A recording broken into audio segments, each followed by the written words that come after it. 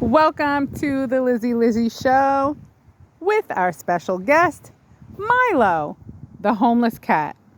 We found him in a dumpster and we gave him some food and he hasn't left since.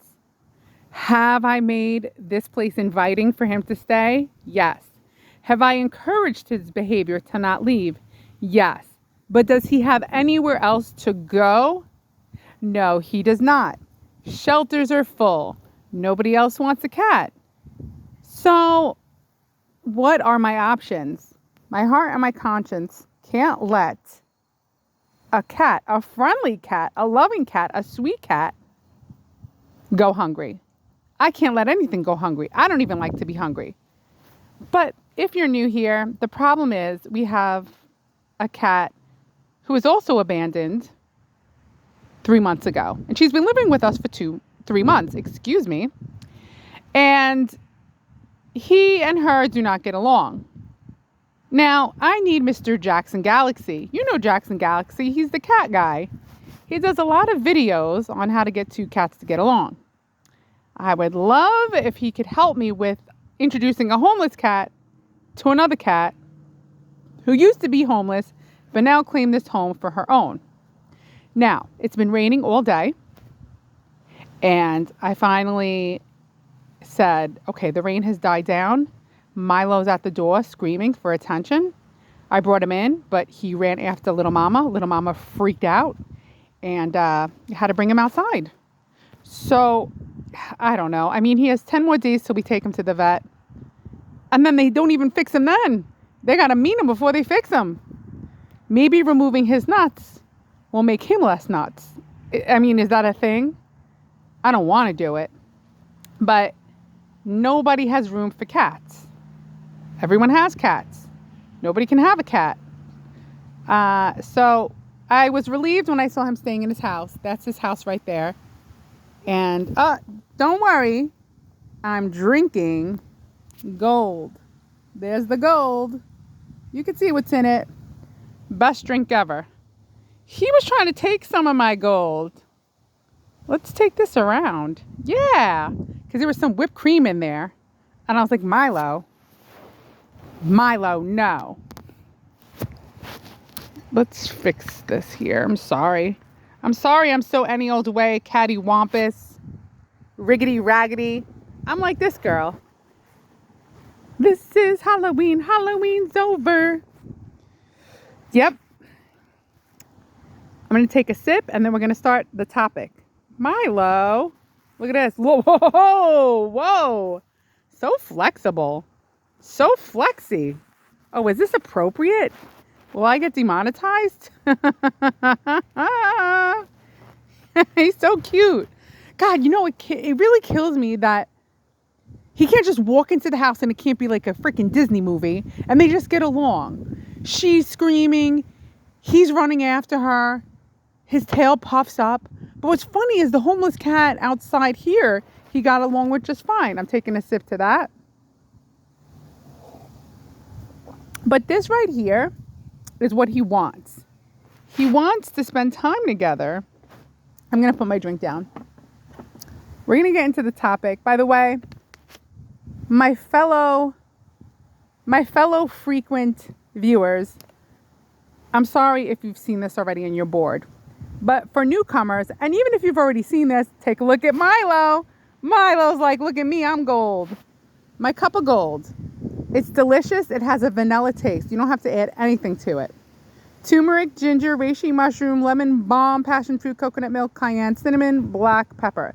And it tastes really good. Because at night, when you want to have a drink, you're not going to have coffee again because you got to, go to sleep and wake up for work in the morning. So this is nice and this is healthy. All right, so that's my gold. I like to endorse it because it's very good. And it's always nice when a person tells you about something they like and they're not endorsing it. They're not sponsoring it. It's just like a friend telling you this is really good. And of course you could find a code to it. You could always find a discount code, right? All right, so today, since the rain finally stopped, I'm going to talk about the 5 philosophical laws. One of my favorite topics is philosophy. I absolutely love philosophy, negative philosophy and positive philosophy. I could eat it all up. I love negative philosophers and positive philosophers. I'm intrigued. I love it. I want to hear it. And basically, that's duality. Duality is opposing forces of both negative and positive. That's one of the 5 philosophical laws. Did I say physical? Excuse me, I'm getting my words messed up. See, when you don't talk to people, when you just hang out with a cat. So, one of the philosophical laws is duality, opposing forces. Everything in life is an opposing force, negative and positive, to even create yourself. You actually need positive and negative electrons in your body to create yourselves, to work. Negative and positive create life. That is the structure of intelligence. That is duality. Duality exists in everything. It exists in nature. It exists with animals. It exists with people. It exists in nature. Everything is always the opposing force. Everything has an opposing force to it. What is the opposing force to you in your life? Another philosophical law is cause and effect, or better known as causality. Causality, cause and effect. You make a cause, there will always be an effect. Better known to many people as the butterfly effect. I mean, if a butterfly flaps its wings in a certain part of the world, will that affect our weather here? The smallest things will have a cause and will have an effect. Everything you do, everything that other people do, will have a cause, will have an effect. That's why, to change the world, you change it most by changing the world immediately around you. Because you are the cause that will have an effect on another person, on another animal, that will reach, essentially, the world. Number 2, free will and destiny. This philosophical law is called determinism. Determinism is, again, saying that nothing is determined because you have free will versus you are destined to be in the situation you're in. Perhaps not. Perhaps you have control over the situation. Free will versus destiny is determinism, and it's definitely a topic discussed in philosophy all the time. Most philosophers and most people don't believe we have free will. We are basically controlled by what we watch, our environment, our society, our government, where we live, how we talk. And basically, free will doesn't exist because we're just affected by everything around us. But if you make a cause, you can make an effect to change your destiny by not following what everyone else is doing. But perhaps what everyone else is doing is not so bad. But it depends. What are they doing? Okay. Yes. If they are doing harmful things, hateful things, evil things, things that are just going to create a bad effect on other people, other animals in the world, that's not good. And that's where it needs to end. So free will versus evil versus destiny is another philosophical topic that you can talk a lot about.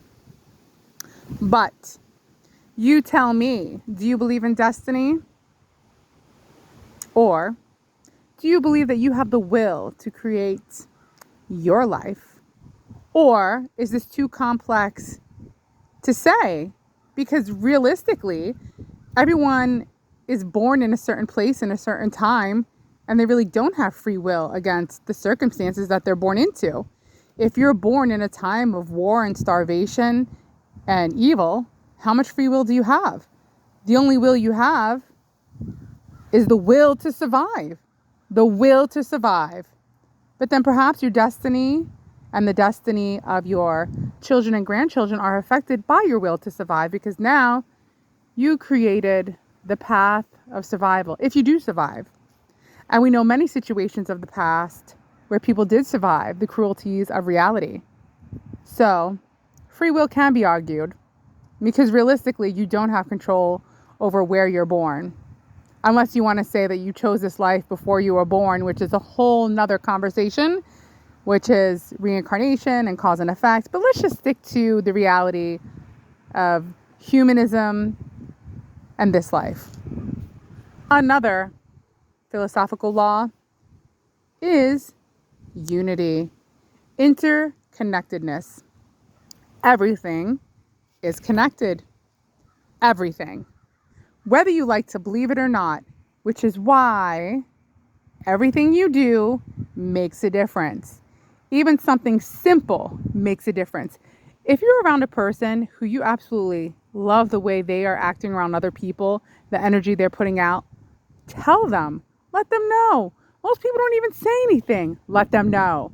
If you think someone looks beautiful, tell them. Say, you look beautiful. If you feel someone's vibration and essence and energy, tell them. Let them know. People want to know.